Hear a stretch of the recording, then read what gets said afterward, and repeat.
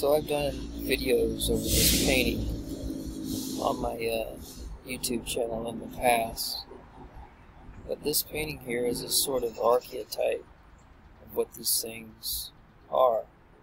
So this painting is known as the birth of Venus. So it's the goddess of love and beauty arriving on land. And you can see that the goddess of love and beauty is covering one breast and bearing one breast.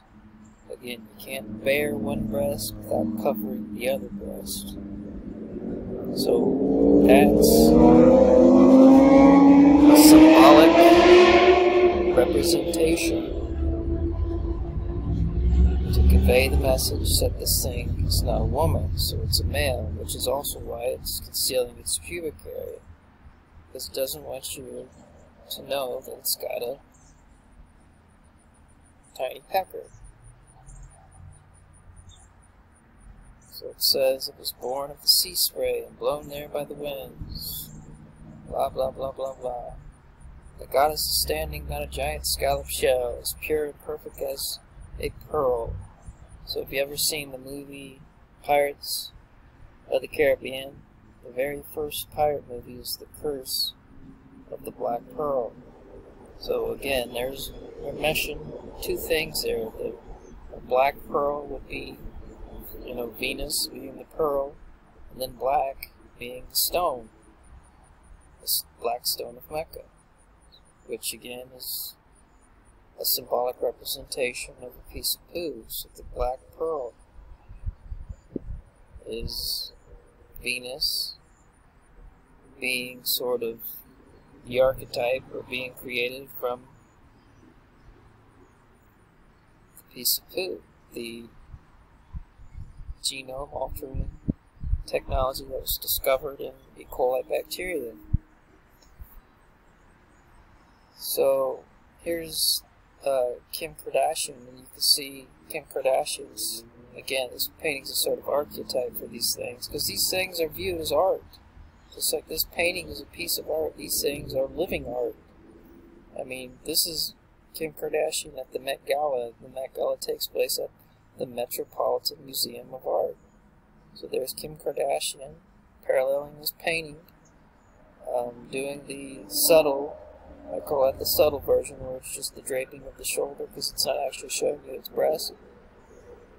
Which again is just conveying the message that this thing's not a man. I mean, that this thing's not a woman. Because that thing is a man. So here in the background here, you've got these rose bushes. So then here it is standing here doing this symbolism to convey the message that it's not a woman, with roses in the background, and then you got steps. So they take these pictures, paying homage to this painting, to this, conveying this message here, this secret symbolism, and then they walk up these stairs. They raise, or these stairs here, so that's with the roses in the background again. So it rose, from the abyss, from the pit. So this whole thing is just like, paying homage to this piece of art, and also just like sort of, actual acting it out, like it's rising up with the roses in the background there. Again, they use the rose just to symbolize the act of rising, because rose is the past tense of rise. So I didn't point this out either. In this painting here, the birth of Venus, it says right here, the winds blow gently, caressing her hair with a shower of roses. So again, there is the roses being associated with this Venus, this androgynous character here. So here's just some other examples of how they sort of pay homage to this painting here. This is Cardi B, and then here's Taylor Swift. They're sort of throwing this garment into the wind, just like this thing is doing here, and then it's, like what it's expressing is shape or form. It's being shaped or formed by the wind, or essentially by the spirit. Like this here is sort of what's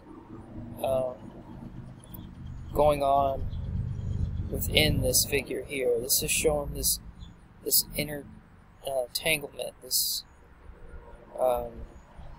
you know, this angel. So it's almost like they're personifying the biblical pieces of Satan, sort of entangled within this thing's own DNA, and that's how it takes shape, or it shapes or forms this thing here. And you know, that's essentially, it's being remade in the biblical Satan's image. It's a new creation, so to speak. And that's essentially what this is all conveying here, this being shaped or formed by these bits and pieces of the biblical Satan, by this angelic DNA. Speaking of shape or form, this dung beetle here rolls this ball of dung and shaping it and forming it into a ball. So that's also, you know, synonymous of a rolling stone. And there's a famous magazine that's called Rolling Stone, and I'll probably show you the cover of that after I get through this here. So again, this is just another example of sort of the figurative language they use to express it rising again on account of the genome editing technology discovered in E. coli bacteria. But here, I mean, they're actually using shit. So they use the dung beetle to represent rebirth and resurrection, but it's, again, it's just playing on that, the biblical Satan is being reborn or resurrected through these androgynes, through these androgynous characters. So this character here, Whoopi Goldberg, is playing the role of this ball of dung.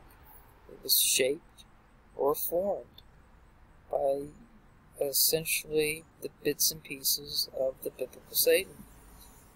And I guess this is sort of like the main symbolism that was used for ancient Egypt with the scarab beetle. So a lot of people don't know that, you know, the Egyptian sacred scarab beetle is actually a dung beetle. So here's your ancient Egyptian scarab beetle, aka a dung beetle, but this is also a sort of mesh, a 2-in-1, and then it has these bird wings, and these bird legs, and this bird tail feather.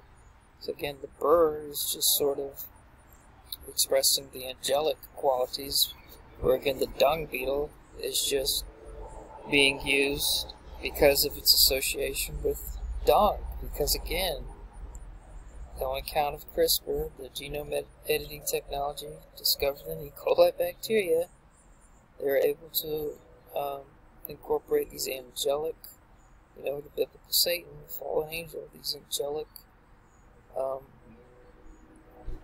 you know, RNA strands, whatever, into these characters.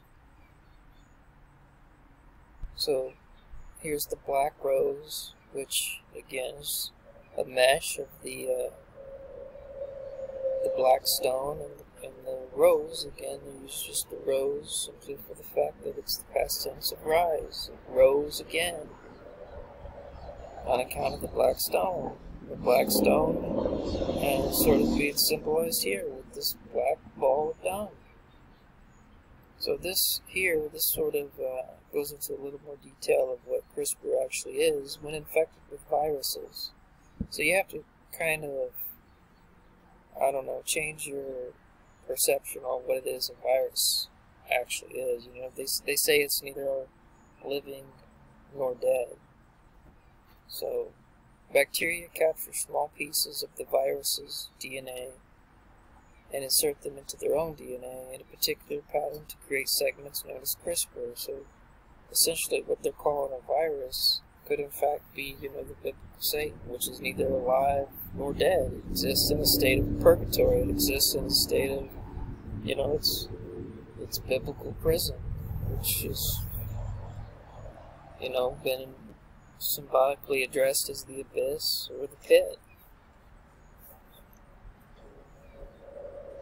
Okay, so sort of picture the dung beetle, and it's rolling its ball of dung, aka the black stone. It's a rolling stone, right? Because the black stone is a ball of dung, or it's a symbolic representation of poo, dung. So the rolling stone, here's this singer, Billie Eilish, I'm not sure how you pronounce it, but look at the hand sign there.